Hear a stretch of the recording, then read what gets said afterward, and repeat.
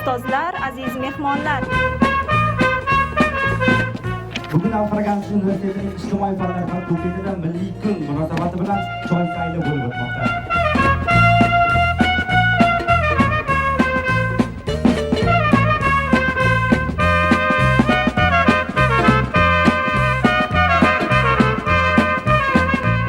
Ko'rsatmoqchi bo'lganimizcha Eron choylari, turk choylari, yapon choylari, o'zbek choylari, rus choylari, undan tashqari demak bu yerda arab choylari, Xitoy, demak Hindiston hamda ingliz choylarini jami 9 ta choyni misol qilib olganmiz va bizni fakultetimizni o'sha ahil professor o'qituvchilari va talabalari bugun sizga ko'rsatishga harakat qilishadi bu narsalarni.